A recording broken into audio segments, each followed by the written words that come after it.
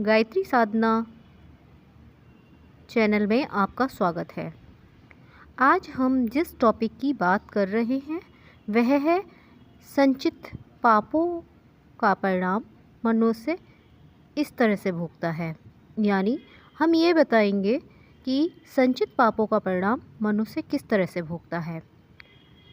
देखिए, हम सभी जानते हैं और मैं यह भी पहले भी बता चुकी हूँ कि दुख 3 प्रकार के होते हैं, दैविक, दैहिक और भौतिक।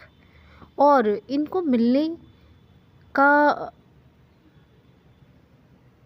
परिणाम भी बता चुकी हूँ कि क्या परिणाम मिलता है। अब कर्मों की बारी है, यानी कर्म कितने प्रकार के होते हैं और उन कर्म यानी पाप कर्म जो संचित होते हैं वो कैसे परिणाम देते हैं। देखिए, शॉर्ट में बता देती हूँ। 3 दुखों का निरूपण करने से पूर्व कर्म के 3 प्रकारों को रखा गया है, संचित कर्म, प्रारब्ध कर्म और क्रियमाण। इन तीनों का अलग अलग मनुष्य को भले कर्मों के अनुसार भला और बुरे कर्मों के अनुसार बुरा परिणाम मिलता है। पहले हम बात करेंगे संचित कर्मों की। देखिए, दिन भर के कामों का यदि निरीक्षण किया जाए तो वे 3 श्रेणियों में बांट देने पड़ेंगे। कुछ तो ऐसे होते हैं जो बिना जानकारी में होते हैं, जैसे बुरे लोगों के मोहल्ले में या सत्संग में रहने से उनका प्रभाव किसी न किसी अंश में गुप्त रूप से उनके ऊपर पड़ जाता है।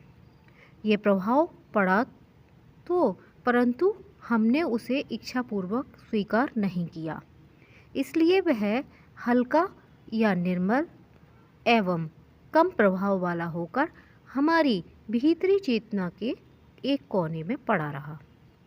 ऐसे हीन वीर्य संस्कार वाले संचित कर्म कहे जाते हैं। यानी हमारे मोहल्ले में सत्संग हो रहा है और उसके लाउड स्पीकर की आवाज़ हमारे कानों तक पड़ रही है, लेकिन कभी भी हम उसके पंडाल में बैठकर उपदेश को सुनने नहीं गए। लेकिन क्या हुआ, वह हमारे कानों में तो पड़ी और वह हमारे किसी कोने में छोटे से गुप्त अंश के रूप में जमा हो गई। अब ये क्या है? ये है हमारा संचित कर्म।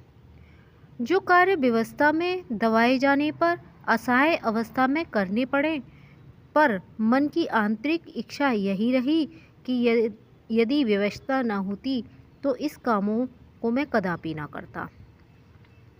कुछ ऐसे काम होते हैं जिन्हें हम व्यवस्था में करते हैं, यानी व्यवस्था ऐसी कि हमने अगर वो ना करे तो हमारे परिवार पर, हमारी रोजी रोटी पर, हमारी आर्थिक जो दृष्टि से बहुत फर्क पड़ेगा, तो वह व्यवस्था में करे जाते हैं। और अगर ऐसा होता है कि हम सोच लें कि अगर ये व्यवस्था ना होती तो हम शायद इस गलत कार्य को ना करते। इस तरह लाचारी से जो काम करना पड़े और मन जिनके विरुद्ध करता रहे एवं उस काम को स्वभाव बनाकर अपना नहीं लिया गया, तो उस कार्य का संस्कार भी हल्का, अल्प वीर्य और कम प्रभाव वाला होता है। ऐसे काम भी संचित कर्म की ही श्रेणी में आते हैं। इन संचित कर्मों के संस्कार बहुत कमज़ोर एवं हल्के होते हैं, इसलिए वे मनोभूमि के किसी अज्ञात कोने में सिमटे हुए हजारों वर्ष तक पड़े रहते हैं। हम जान चुके हैं कि ये जो संचित कर्म होते हैं वो इस तरह के होते हैं कि हमें व्यवस्थापूर्वक करना पड़ता है और किसी मजबूरी में करने पड़ते हैं, लेकिन हमारा मन गवाही नहीं देता है कि हम उन्हें ना करें, लेकिन कुछ वजह से हमें उन्हें करना पड़ता है, तो उसका बहुत कम प्रभाव होता है और बहुत ही कम उसका रिजल्ट मिलता है। इन संचित कर्मों के संस्कार हमारी मनोभूमि के किसी अज्ञात कोने में सिमटे हुए हजारों वर्ष तक पड़े रहते हैं। यदि इन्हें प्रकट होने का अवसर न मिले तो यूं ही दबे दबाए पड़े रहते हैं। किंतु उसी प्रकार के बुरे कर्म कभी जानबूझकर स्वेच्छा से विशेष मनोयोग के द्वारा किए गए तो वे सड़े गले संचित संस्कार भी कुलबुलाने लगते हैं। जैसे अच्छे घोड़े के झुंड में पड़कर लंगड़े घोड़े भी चलने लगते हैं, वैसे ही वे भी कब्र से निकलकर जीवित हो जाते हैं। जिस प्रकार भुना बीज भी अच्छी तरह भूमि पाकर और अच्छी वर्षा पाकर उगाता है, वैसे ही संचित संस्कार भी अपनी जाति के कर्मों की सहायता पाकर उगाते हैं। हिमायत पाकर उनकी हिम्मत दूनी हो जाती है।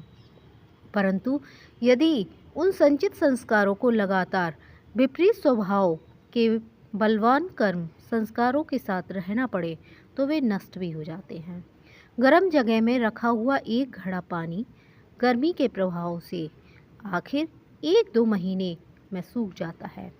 इसी तरह उत्तम कार्यों के संस्कार जमा हो रहे हों तो वे बेचारे बुरे संस्कार उनकी गर्मी से जलकर नष्ट हो जाते हैं।